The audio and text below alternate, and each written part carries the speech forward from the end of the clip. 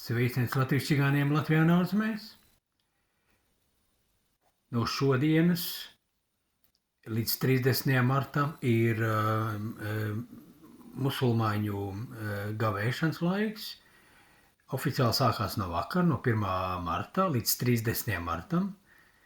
Un šajā laika periodā notiek musulmaņu lūgšanas 5 reizes, un viņi atturās arī no ēšanas.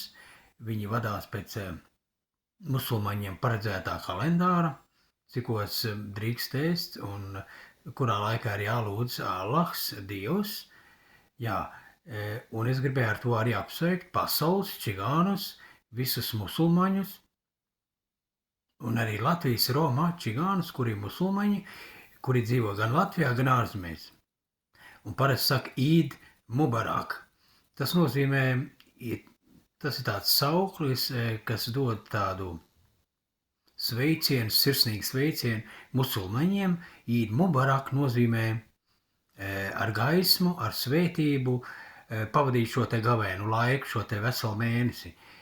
Man ir draugi tātad Pakistānā, man ir ļoti daudzi draugi musulmaņi, dažādas tautības no dažādām valstīm Anglijā, visā pasaulē, un, kā mēs zinām, arī Latvijā ir vairāki čigānu cilvēki, kuri ir musulmaņi. Eid Mubarak. Tātad no 1. marta līdz 30. martam. Sekojiet līdzi, un ļoti svarīgi iekļaut musulmaņu ticību latviskajā dažādības reliģiskajā saimē, tādēļ, ka bez pareizticības, bez kristietības musulmaņu ticība ienāk arī Latvijā. Un bez tā mēs nevaram iztikt.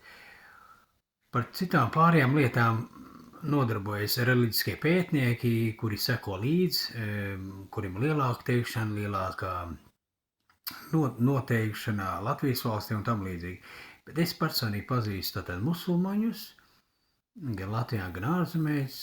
Manā rītībā ir Korāns latviešu valodā, Ulda Bērziņa tulkojums, un arī par cik es esmu arī topošais terapeits, esmu terapijas students, tad man ir svarīgi saprast dažādas reliģiskās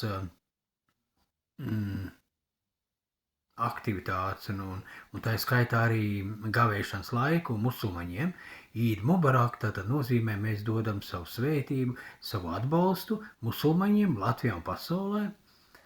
Jā, un es esmu arī apmācījies tādu semināru tieši kā palīdzēt musulmaņu ticīgajiem caur veselības aprūpi, caur psiholoģiju, kā es esmu iepriekš līdz tādu informāciju.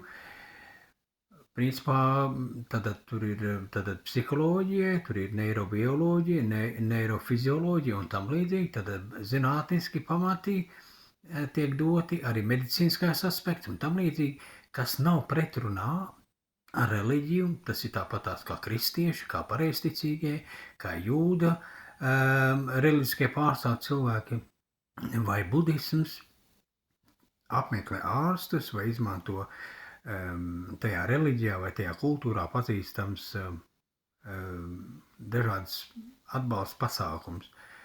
Un tajā apmācībā, tātad psiholoģiskā un veselības aprūpes apmācībā, kas ir plānots, bija paredzēts musulmaņiem, balstās arī uz Freidu, uz Jungu, un Maslow un tam līdzīgi, tā kā tas nav pretrunā. Tajā apmācības seminārā tika izmantots Korāns, un tur bija savi dziedājumi arābu valodā, jo arābu valoda tā dziedāšana ir visā pasaulē, jo tātad Korāns arī balstās uz arābu valodu pamatā. Reliģiskie pētnieki un visādi speciālisti labāk zina. Es tikai gribēju ieskicēt tādu priekšstatu veidā, ka es arī piedāvāju savus atbalsta pasākums Latvijā tiem musulmaņiem, afrikāņiem, Āzijas cilvēkiem un arī romiem, čigāniem, kuriem ir musulmaņiem ticība un kuriem ir vajadzīgs psihoemocionāls atbalsts un arī aprūpes atbalsts. Tad es esmu atvērts, un šajā mēnesī īpaši Tātad sveiciniet, dodiet savu svētību musulmaņu ticībai, Īd Mubarak, kas nozīmē visā pasaulē tāda frāze vai tāds izteiciens, ļoti līdzīgi kā mēs Ziemassvētkos jaunajā gadā apsveicam. Īd Mubarak. Paldies, es esmu Andris Tertes.